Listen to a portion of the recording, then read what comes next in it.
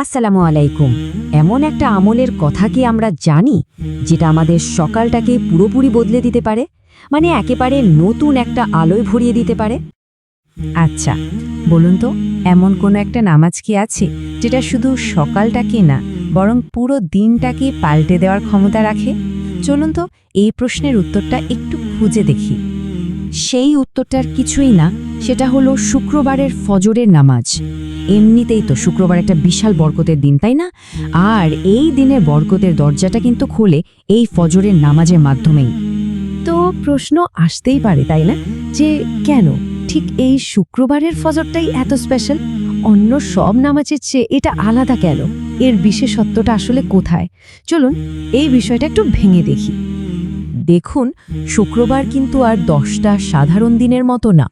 এটাকে তো বলা হয় মুসলমানদের জন্য একটা সাপ্তাহিক ঈদ। আর এই দিনটাতে আল্লাহ তাআলার রহমত এতটাই বেড়ে যায় যে আপনি যে কোনো ভালো কাজ করবেন তার সওয়াব কিন্তু বহুগুণে বেড়ে যাবে। ব্যাপারটা যদি আরেকটু গুছিয়ে বলি, তাহলে বিষয়টা এমন দাঁড়ায়, শুক্রবারের ফজরে আল্লাহর রহমত এতটাই বেড়ে যায় যে আমাদের প্রত্যেকটা আমলের সওয়াব কয়েক গুণ হয়ে যায়। শুধু তাই না, ফেরেশতারা পর্যন্ত এই ভোরে যারা নামাজে আসেন তাদের জন্য বিশেষভাবে দোয়া করতে থাকেন। আর নামাজের প্রত্যেকটা অংশ, মানে রুকু, সিজদা, দোয়া, সব কিছুই আল্লাহর কাছে দ্বিগুণ কবুল হয়। কিন্তু দাঁড়ান, একটা দারুণ ব্যাপার আছে। ফজরের যে ফরজ নামাজ, তার ঠিক আগেও কিন্তু একটা অসাধারণ ফজিলতের আমল আছে, যেটা অনেকেই হয়তো তেমন একটা গুরুত্বই দেন না। আমাদের প্রিয় নবী কি বলেছেন জানেন?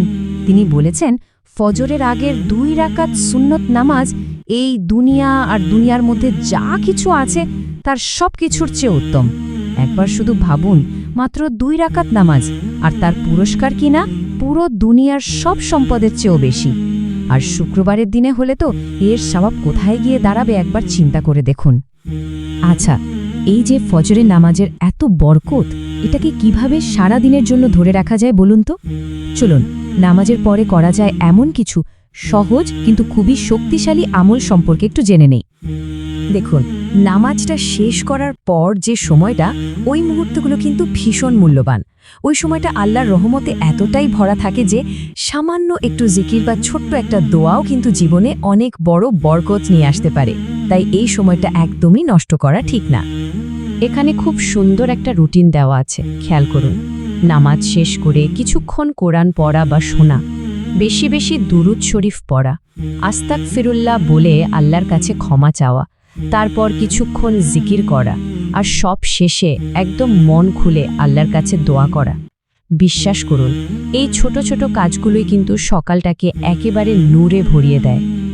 আমরা তো এতক্ষণ ফজরের নামাজের ফজিলত নিয়ে কত কথা বললাম, কিন্তু যারা এই নামাজটা ছেড়ে দেন বা মিস করেন তাদের জন্য কিন্তু একটা সতর্ক বার্তাও আছে। অনেকেই আছেন, বিশেষ করে শুক্রবার দিন এইটা ভেবে দেরি করে ঘুম থেকে ওঠেন যে আরে জুমার নামাজ তো দুপুরে, সকালের নামাজটা না হয় বাদই গেল, কি আর হবে। কিন্তু ইয়কিন করুন, এই ধারণাটা মস্ত বড় একটা ভুল।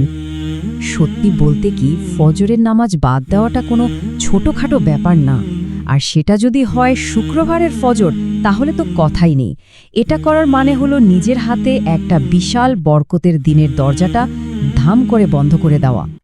এখানে দেখুন দুটো পথের পার্থক্যটা কত পরিষ্কার।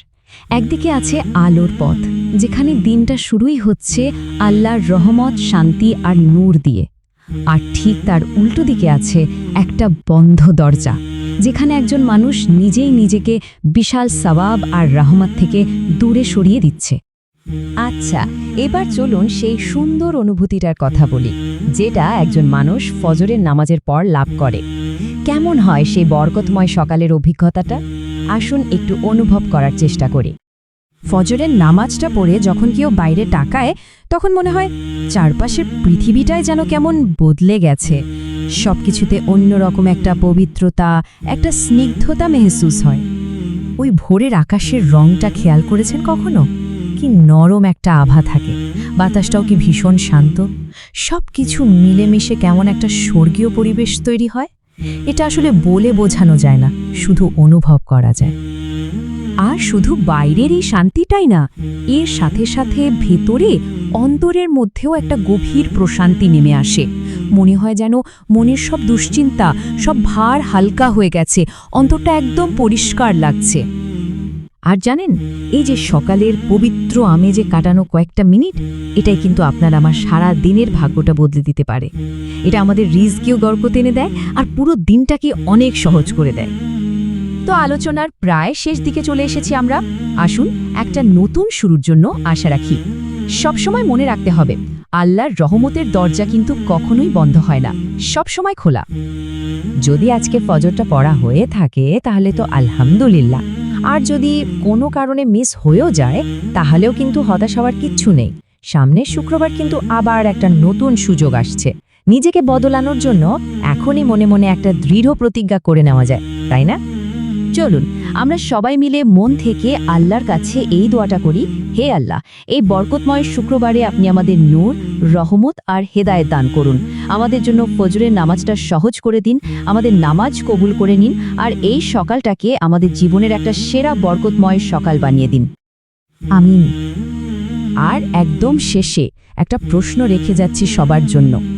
আগামী শুক্রবার থেকে কি এই সুন্দর পরিবর্তনটা নিজের জীবনে আনার চেষ্টা করা যায়? সিদ্ধান্তটা অবশ্যই যার যার নিজের। আসসালামু আলাইকুম ওয়া রাহমাতুল্লাহ।